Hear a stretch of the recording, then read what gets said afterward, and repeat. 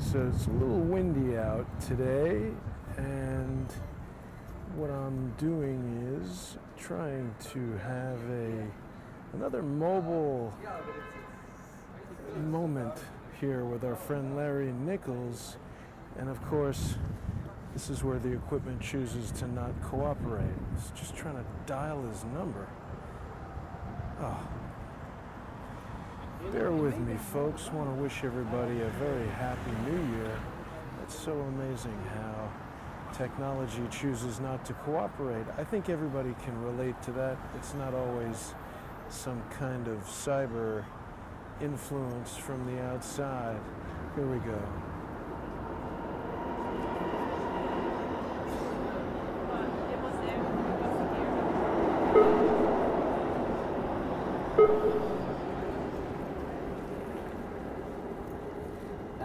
Larry, have I got you there? Whoop. Heard Larry's voicemail in the background. I know he's waiting for me. That's exactly what I did not want to have happen. Oh. Well, this was a good idea on paper. We're going to be talking about what we can expect from Larry's point of view in 2019. And I know Larry is there and waiting. He's just texted me a moment ago, but everything is just going wrong here.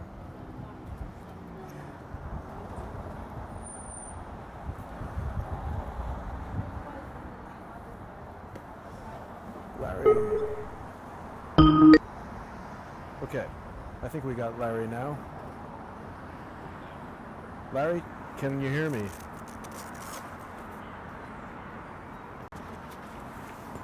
You got me?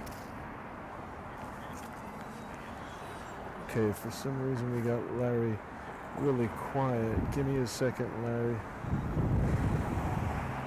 I'm outside again today, Larry. Can you hear me? Okay, just getting your level. Yes, I can hear you. Okay, thank you so much, Larry, for joining me. I apologize for the booming wind noise. Once I get on the move, hopefully that'll stop a bit. How you feeling today? Welcome to 2019. Larry? Hello. Yeah. Yeah. There's some kind of like static, like static electricity sound. Yeah, I apologize, Larry. I was trying to have another interesting mobile show for us today, and unfortunately, these are very tricky shows to pull off. So I've got you with. Now go ahead and ask the question again. Ask the question again. Just asking how you're feeling, how it feels to be in 2019, and what you think the new year holds in store for everybody. That's one thing, Jason. One about my feelings when I'm here. Okay. Now we start asking me, what's my feeling toward the future? Jason, this is one of those things where I know exactly what's coming in the future. Starting the 3rd, when they get sworn in on Thursday, the Democrats are going to go at President Trump with a multifaceted attack, attacking him on every front with the sworn mission. With the sworn mission. They didn't care if he had a parking ticket. They're going to impeach him and get him out. That's what's going on. That's what's going to happen, and this is going to start right away. Now, about Syria. What people don't understand about Syria, I appreciate what he did. Although he's slowing it down a little bit, I still appreciate him doing it because, Jason, if you know anything about the military, generals, a general is kind of like a department head, right? A general that's got in the Army or Navy or whatever, he's like a department head. And so if he were to actually say, let's get out of here we can get out. In other words, what I'm saying is if the generals would say they're getting out of Iraq and Afghanistan and Syria, then they'd be cutting their own budgets. And you know yourself, in government, no organization in government likes to each year cut its budget, so they always increase it. Of course. And they've got other agendas.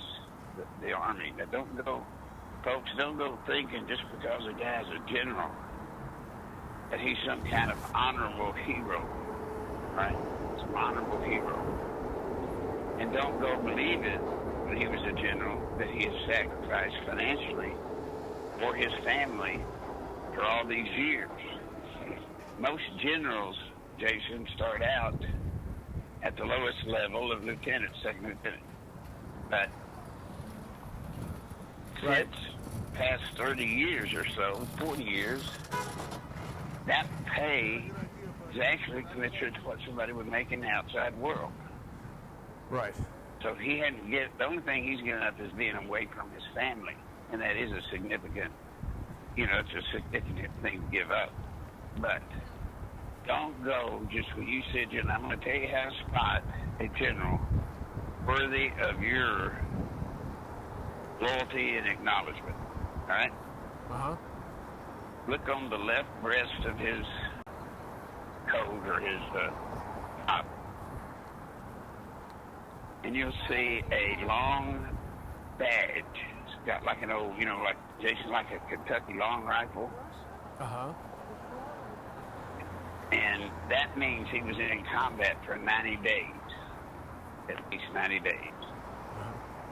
Now, when we started Afghanistan and Iraq, the military got worried because people were noticing, like me, and saying something about it, like me, that the generals coming in and giving all these testimonies to the Senate and House committees, oversight committees. I was noticing none of them had 90-day badges. Huh. Which tells you, I don't care what anybody says, if they're one of those, they were not in the combat zone for 90 days. Then, after we caused all that, they changed the rule. And now, you're just in the theater for 90 days, you can get a badge. So in the theater means you could be in Dubai, you could be in Qatar, you could be anywhere in there. Right. Nowhere near where the fighting is. So, hey, like that. Larry, isn't there a bigger problem? I'm sorry, Jason. I'm a little rattled because that static sounds is blowing my head off, so I'm sorry. I apologize. I'm going to try to work on that so we don't have static in the future, Larry. I've got, I'm on the go here because I wanted to be up in Times Square so people could see what's going on. But like every single way this technology could have failed prior to the start, it did, and it continues to right now. I just can't believe it. I'm trying to... well, the thing I was going to ask you, Larry, isn't there a bigger issue where each of these guys are also jockeying for jobs at companies like Boeing and Raytheon? Jason, can you get that blocked? I can't even hear you. Sorry. I can't hear you. I had a train going wind noise? by. Is that what that is? There was a train going by. Can you hear me better now? Can you hear me better now, Larry? Larry? Yeah, it's better. It's spastic, but it's better. Yeah, I apologize. The thing I was asking is, aren't these guys all just vying for jobs in the public sector at companies like Northrop Grumman and Boeing and Raytheon and things like this? And so when Trump says we're going to leave Syria, all those companies get very upset?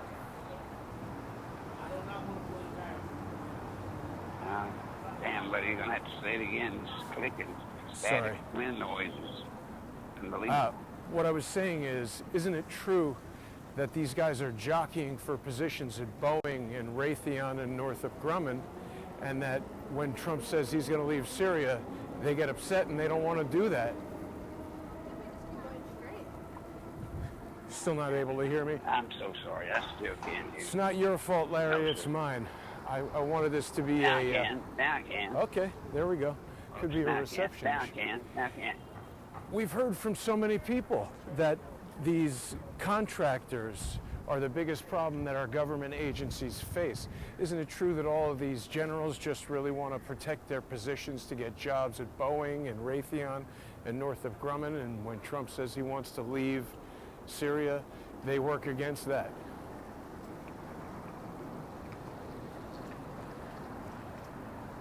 Not able to hear. Larry, you there? Yeah, I'm here. I didn't hear the very last because the static started again. We should put something over that mic to cut that wind. I should just keep this inside, I think, from now on. This is possibly not going to work. Let me tell you. Yeah. Let me tell you, when it comes to the generals, remember what Dwight David Eisenhower, President Eisenhower said when he was in Yeah. this country should beware of the industrial military complex. Now, the big military industrial people have had as their point man for years, Lindsey Graham, and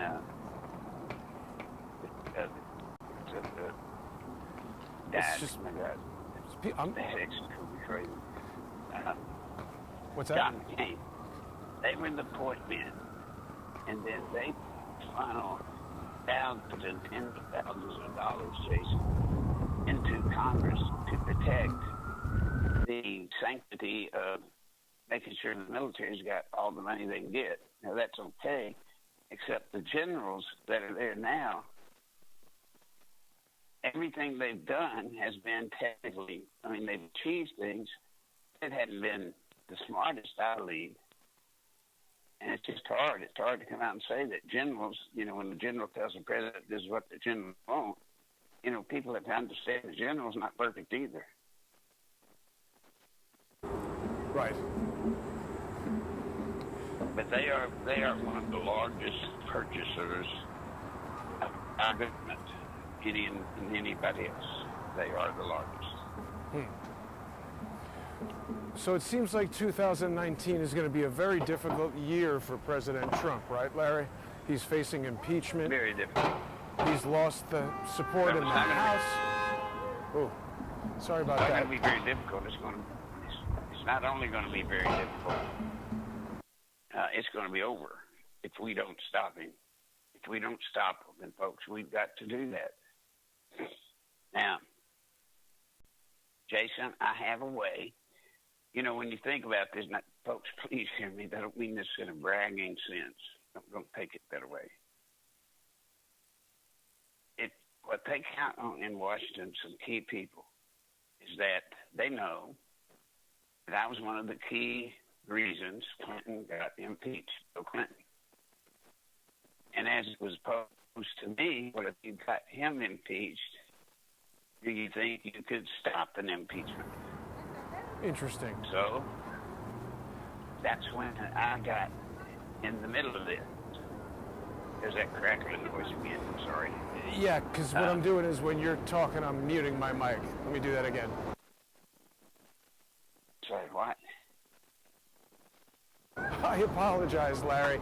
I'm trying to make this an interesting tour around New York City. I was going to take people up to Times Square to see, you know, where so many people were ringing in the New Year last night. And so as I walk around, we've got cars, we've got traffic, we've got sirens and all kinds of noise. I apologize. I should have just stayed in the apartment and done it in the quiet. You talking, I haven't heard a word you said. That crackling's just dominating.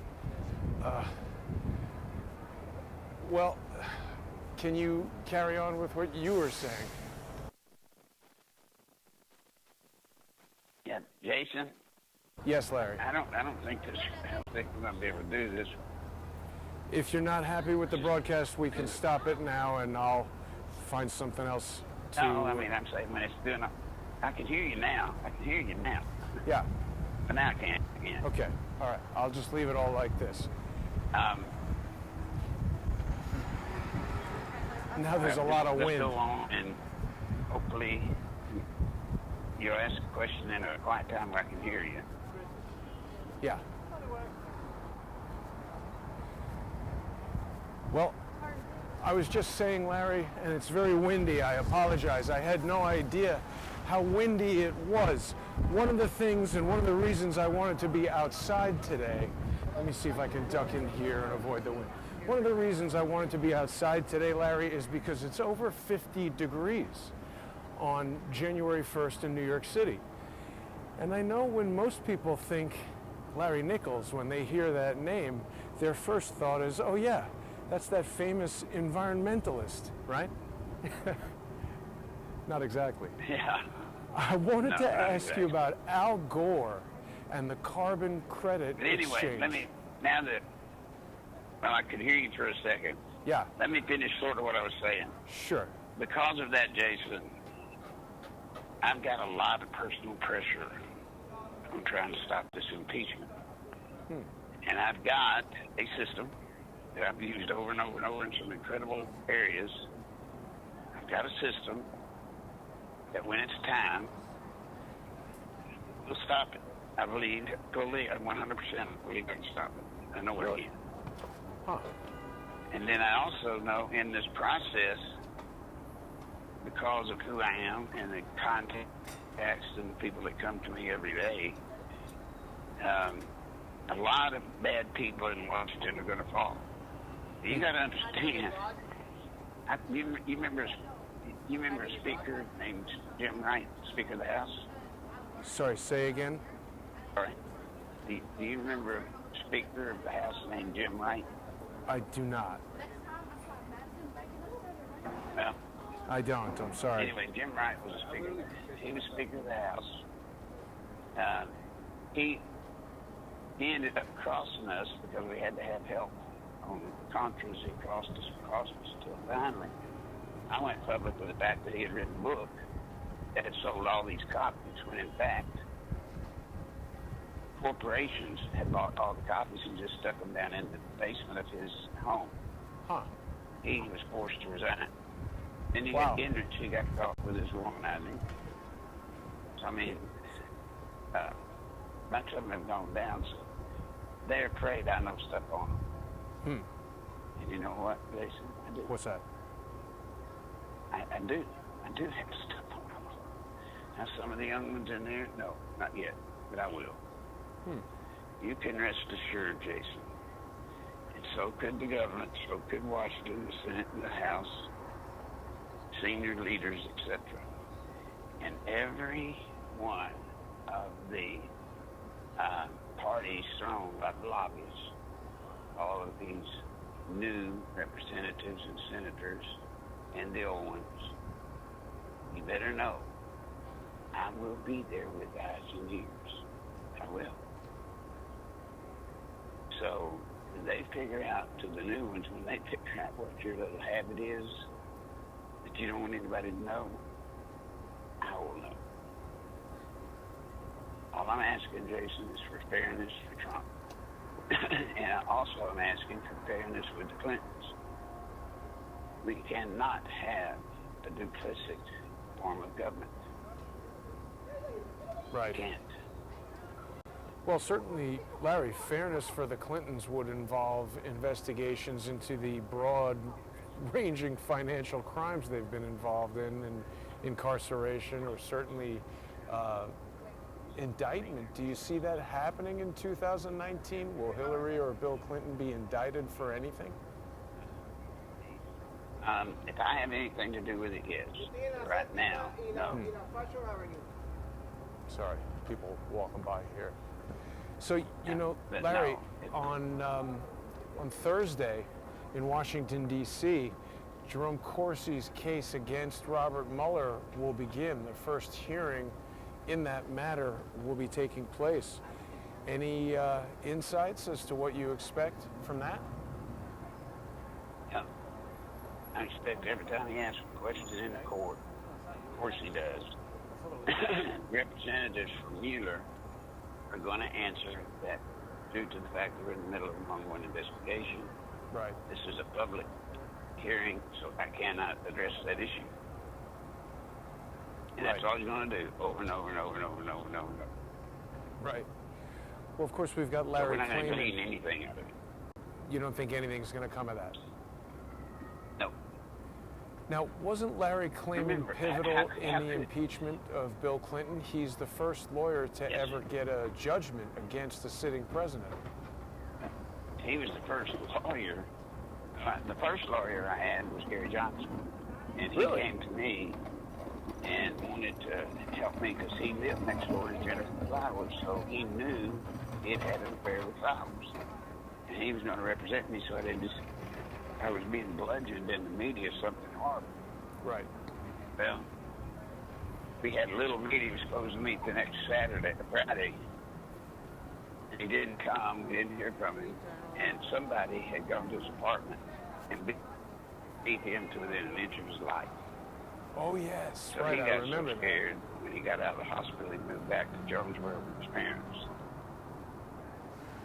But Clayman is the first attorney, I say, that actually did get involved with the Clinton impeachment because I was in California. Right. He came up to me and asked if there was something that he could do. And I said, yeah, go after him. He took that ball and he ran with it. I helped him raise money. You know, lots of millions or hundreds of thousands of dollars to start his company. That was Judicial Watch back then. Judicial Companies. Right? Judicial I'm just- Watch you're talking about. I'm sure of one thing. You're not going to get Mueller in the middle of an investigation to go into a court with Corsi and let things out. You're just Right. not. Now, there's a good chance you might as well know that in an ex parte meeting, it could be made that either sensitive material cannot be used to defend, to defend Mueller, because it's got to remain secret or sealed. Right. Then he can't put up a fair defense of himself. Got it? Right. Hello? Yes, I've got it. I can still hear you, Larry. I've got you. Can you hear me? So Larry? where you were a minute ago, I could hear you great. Yeah. Yeah. Hello? Hello? It's the traffic noise. As the traffic subsides, I think the audio is good. You got me, I'm Larry? sorry, Jakes. I can't hear a word. Jeez, I'm sorry, Larry. It's not your fault. I thought I had everything really set up well. Can you hear me at all? It feels like 1 minute yes, the next minute no. It's getting a little better now. Now I can hear you. Okay, good. So you think Oops, that now nothing here will goes come again. of it? You're saying nothing will come of it? Larry, have I got you? I can hear you. Okay. You're telling us that you feel that nothing will come of Dr. Corsi's suit against Robert Mueller's special counsel office, right? Nah. You know, Larry, I think this isn't going to work out the way I wanted it to. If you can't hear me, then the conversation doesn't work, unfortunately. Have I lost you?